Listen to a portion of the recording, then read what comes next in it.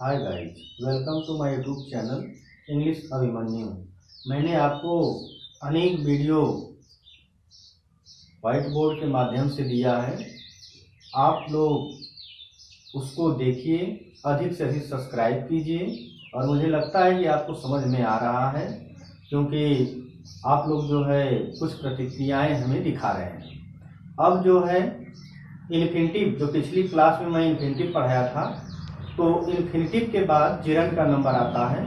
Gerund को अब हमें देखना है। अब यह देखना है कि जिरंड क्या होता है। इन्फिनिटिव में मैंने स्पष्ट रूप से बताया था 2 + MV1, लेकिन ठीक उसी तरह से जिरंड में देख लीजिए। जिरंड में जो है MV1 + ING लगता है, यानी जब इसकी डिफिनीशन हम करेंगे, डिफाइन करेंगे, इसको परिभाषित करेंगे, तो यह हो जाएगा कि इसमें मुख्य क्रिया का पहला रूप हो तथा उसमें ING लगा हो।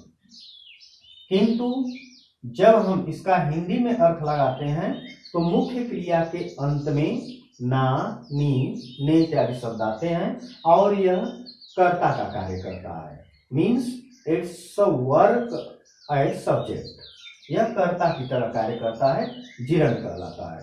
जैसे एग्जाम्पल मैं देता हूं, यहां पर एग्जाम्पल में तैरना हड्डियों के लिए लाभदायक होती है। तैरना हड्डियों के लिए लाभदायक होता है। इसी का ट्रांसलेशन कर देना है। तैरना किस में हो जाएगा? Swimming, SWIMMING। Swimming is useful means लाभदायक होता है, तो यूजफुल फॉर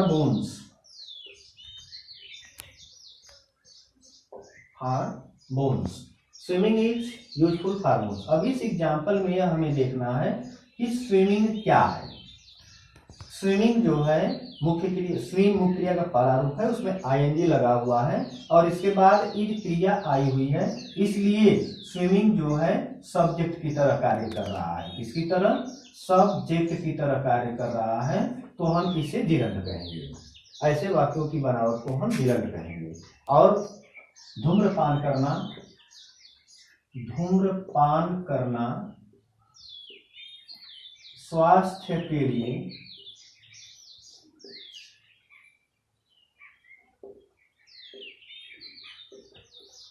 हानिकारक होता है। हानिकारक होता है। इसका हम लोगों को ट्रांसलेशन करना है, ध्यान दीजिएगा। धूम्रपान करना किस में होता है? स्मोकिंग। स्मोक हो गया, इसमें ING जोड़ देंगे। Smoking is injurious, INJURIOUS, injurious, और इंजूरियस के बाद टू लगता है, इंजूरियस टू हेल्थ, HEALTH। इसको हम इस तरह भी कर सकते हैं, smoking is harmful for health. Harmful लगाएंगे तो फॉर, और इंजूरियस आया हुआ है तो इंजूरियस के साथ हमेशा टू लगता है, इसलिए यहाँ हो गया smoking is injurious to health. यह आपका जिरंड रहा। इसके बाद हम आपको नेक्स्ट टॉपिक में ले चलेंगे, पार्टिसिपल। पार्टिसिपल क्या होता है, ध्यान दीजिएगा। पार्टिसिपल का मतलब क्या होता है यह देखना है हमें। तो पार्टिसिपल होता क्या है, इस चीज को हम समझ लेते हैं पहले। तो हमने लिख दिया पार्टिसिपल। पार्टिसिपल क्या होता है हम थोड़ा सा देख लें।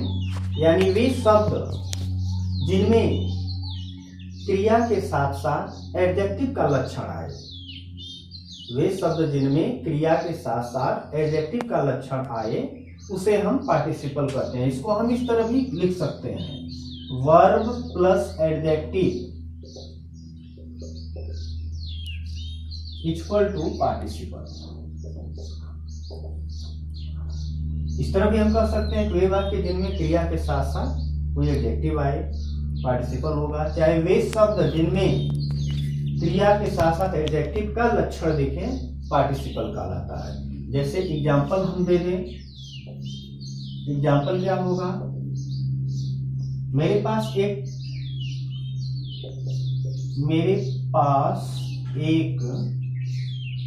टूटा घड़ा है, यानी इसका ट्रांसलेशन हो जाएगा I have a broken pot. Broken pot, देखिए यहां पर क्या है, ये ब्रोकन मुख्य क्रिया है। यहां पर ब्रेक मीन्स टूटना होता है, ब्रेक ब्रोक ब्रोकन रूप चलता है, लेकिन यह कार्य किसका कर रहा है, एडजेक्टिव का। यह ब्रोकन किसका कार्य कर रहा है, एडजेक्टिव का। क्यों, क्योंकि यह पॉट मीन्स घड़ा होता है और पॉट से पहले प्रयुक्त हुआ है, तो इस पॉट की यह क्या कर रहा है, क्वालिफाई कर रहा है, विशेषता बतला रहा है। इसलिए यह ब्रोकन शब्द जो है क्या हो जाएगा, एडजेक्टिव है क्रिया, लेकिन इसका लक्षण क्या हो, कार्य किसका कर रहा है, एडजेक्टिव का। इसलिए ऐसे वाक्य की बनावट को हम पार्टिसिपल कहते हैं। तो गाइस हमें लग रहा है कि आपको ये समझ में आया होगा कि पार्टिसिपल क्या होता है और कैसे जो है यह प्रयुक्त वाक्य में किया जाता है। अब हम देखते हैं इसके आगे kinds of participle. Kinds of participle, इतना नोट करेंगे आप लोग, तो हम लिख देंगे there are 3 kinds of participle. There are 3 kinds of participle. Number 1 present participle,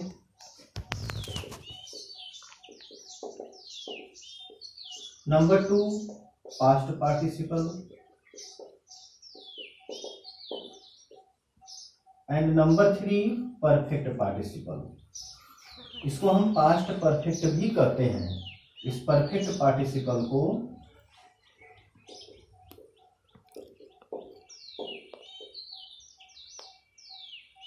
perfect participle या इसको हम past perfect participle, past perfect participle भी कहते हैं। परफेक्ट कहें या पास्ट परफेक्ट कहें, सेम है। तो आपने देखा कि पार्टिसिपल किसे कहते हैं और इसके एग्जाम्पल को दिया गया, प्लस जो है कितने प्रकार के होते हैं उसको आपने पढ़ा। फिर अब इसके आगे मैं प्रेजेंट पार्टिसिपल में, कुछ लोग ये कहते हैं कि प्रेजेंट पार्टिसिपल और जिरंड में क्या अंतर है, बहुत अंतर है। ये जो जिरंड है उसमें मुख्य क्रिया का पहला रूप में आईएनजी लगता है तो वह सब्जेक्ट की तरह कार्य करता है, नाउन की तरह कार्य करता है, जबकि प्रेजेंट पार्टिसिपल एडजेक्टिव की तरह कार्य करता है। यही अंतर होता है। अब पहली पॉइंट हम नोट करेंगे प्रेजेंट पार्टिसिपल। प्रेजेंट पार्टिसिपल क्या होता है, ध्यान देने योग्य बातें हैं। Present participle, present participle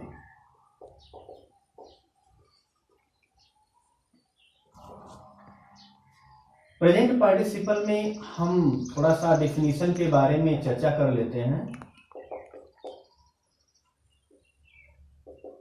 present participle का वाक्य कैसे आता है, इसकी परिभाषा क्या बनेगी, तो इसमें मुख्य क्रिया का पहला रूप हो तथा उसमें आईएनजी लगा हो। प्रेजेंट पार्टिसिपल में क्या होता है, मुख्य क्रिया का पहला रूप हो तथा उसमें आईएनजी लगा हो,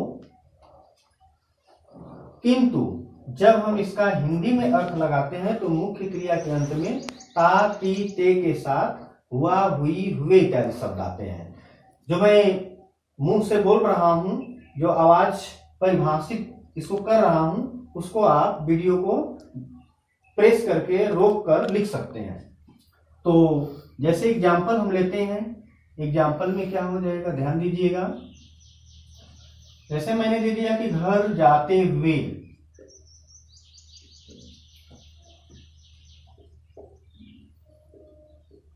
रास्ते में मैंने एक शेर देखा, मैंने एक शेर देखा, यही है, यही एक सेंटेंस है। इसको हमें प्रेजेंट पार्टिसिपल के द्वारा ट्रांसलेशन कर देना है। तो हम कैसे ट्रांसलेशन करेंगे, देख लीजिए क्या कहा गया है। इसमें मुख्य क्रिया का पहला रूप और उसमें एनजी लगा हो। पहले ध्यान देने योग्य बात है, मुख्य क्रिया जाना है तो हमने लिख दिया क्या गो, उसमें क्या लगा दिया आईएनजी। गोइंग कहाँ, घर, होम, गोइंग होम। अब देखिए इसकी मैं परिभाषा पहले इस एग्जाम्पल से बता दूं। इसमें मुख्य क्रिया का पहला रूप हो तथा उसमें आईएनजी लगा हो, किंतु जब हम इसका हिंदी में अर्थ लगाते हैं तो मुख्य क्रिया के अंत में ता ती ते के साथ हुआ हुई हुए इत्यादि शब्द आएंगे। पहचान स्वरूप है, देख लीजिए। अगर ऐसे सेंटेंस आएंगे तो निश्चित है कि प्रेजेंट पार्टिसिपल में इसका ट्रांसलेशन होगा। तो गोइंग होम, आई सा अ लायन, आई सा a lion in the way,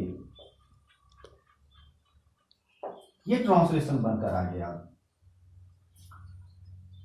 दूसरा सेंटेंस है लंदन जाते हुए, लंदन जाते हुए प्रधानमंत्री कुछ समय के लिए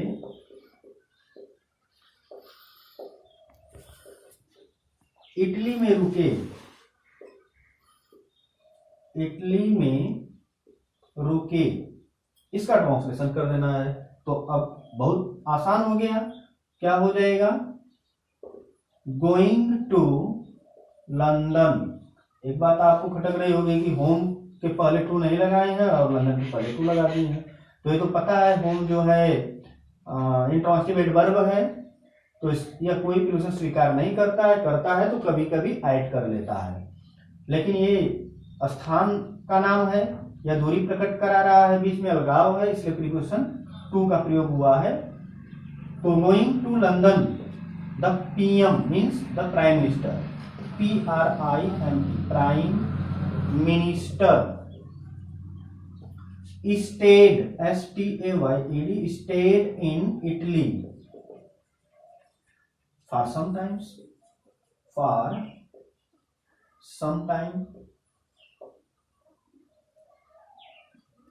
ये ट्रांसलेशन प्रेजेंट पार्टिसिपल का हो गया। फिर इसके बाद आपको दूसरा वाला जो है नंबर पास्ट पार्टिसिपल।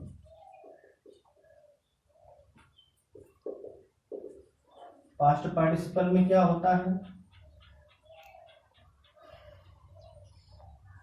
इसमें ध्यान से सुन लीजिए। इसमें मुख्य क्रिया का तीसरा रूप हो जो एडजेक्टिव की तरह कार्य करता हो, एडजेक्टिव की तरह पोस्ट में पैसिव वॉइस की तरह कार्य करता हो, पास्ट पार्टिसिपल कहलाता है। जैसे देख लीजिए आप, मैंने एक अपहृत बालक देखा, अपहृत बालक देखा, क्या हो जाएगा आई सा अ किडनैप्ड बॉय, किडनैप्ड बॉय, आई सा अ किडनैप्ड बॉय। यहाँ ध्यान देने की बात है, मुख्य क्रिया का तीसरा रूप है जो एडजेक्टिव की तरह कार्य कर रहा है। देख लीजिए, बॉय नाउन है, उसके पहले जो है प्रयुक्त हुआ है, तो एडजेक्टिव की तरह कार्य कर रहा है, इसलिए यह पास्ट पार्टिसिपल कहलाएगा। ऐसे वाक्य की संरचना को पास्ट पार्टिसिपल कहेंगे। मैंने एक अपहृत बालक देखा, सा किडनैप्ड बॉय। नेक्स्ट ट्रांसलेशन में चलते हैं।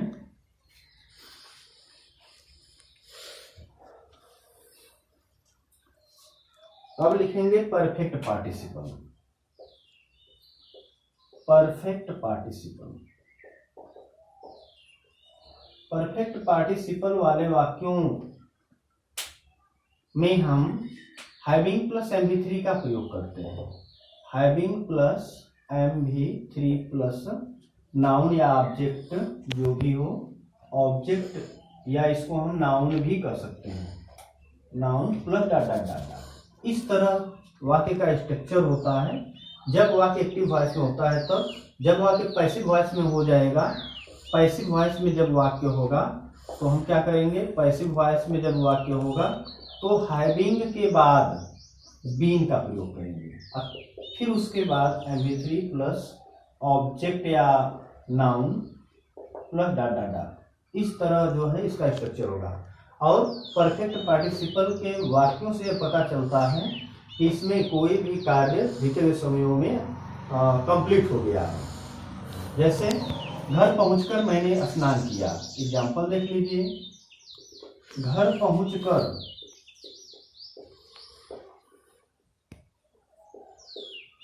का कार्य पूर्ण हो चुका है। घर पहुंचकर मैंने स्नान किया, तो इसका ट्रांसलेशन हो जाएगा having reached, REACHED, having reached home, comma I took bath। इस तरह से ट्रांसलेशन बनता है। एक और ट्रांसलेशन आपके समक्ष प्रदर्शित करूंगा। लक्ष्मण के चले जाने के बाद, लक्ष्मण के चले जाने के बाद, ये तो जानते हैं लॉकडाउन में जो है इसमें महाभारत आ रहा है, रामायण आ रहा है। तो देखिए रामायण आप लोग तो खूब देख रहे हैं, समय व्यतीत कर रहे हैं। तो लक्ष्मण के चले जाने के बाद राम ने सीता से कहा अग्नि में प्रवेश कर जाओ, अग्नि में प्रवेश कर जाओ। ये ट्रांसलेशन है। इस ट्रांसलेशन पर ध्यान दीजिएगा। देखिए यहाँ पर नॉमिनेटिव एब्सोल्यूट लक्ष्मण हो जाएगा। नॉमिनेटिव एब्सोल्यूट का मतलब नाम मात्र का कर्ता। ध्यान दीजिए, आप लोग बहुत सो रहे हैं, इसलिए ध्यान दीजिए कि लक्ष्मण के चले जाने के बाद, लक्ष्मण के चले जाने के बाद मीन्स क्या हो जाएगा, लक्ष्मण हैविंग गॉन। देख लीजिए लक्ष्मण क्या है, नॉमिनेटिव एब्सोल्यूट है, वाक्य में प्रयुक्त हुआ है, लेकिन वाक्य पर इसका कोई प्रभाव नहीं पड़ेगा, कोई प्रभाव नहीं पड़ रहा है, इसलिए इसको हम नॉमिनेटिव एब्सोल्यूट मानते हैं। लक्ष्मण को नॉमिनेटिव एब्सोल्यूट मानते हैं, इसको नगण्य मानते हैं। वाक्य में प्रयुक्त होगा लेकिन वाक्य में इसका कोई प्रभाव नहीं पड़ेगा, इसलिए इसको नॉमिनेटिव एब्सोल्यूट, नाम मात्र का कर्ता है। Lakshman having gone, Ram said to Sita, Ram said to Sita comma अग्नि में प्रवेश कर जाओ, get into fire, FIRE, full stop and full stop. तो गाइज ये रहा आपका परफेक्ट पार्टिसिपल। अगर आपको ये वीडियो पसंद आता है तो आप निश्चित ही हमारे इस चैनल को, YouTube चैनल को सब्सक्राइब करें, शेयर करें। धन्यवाद।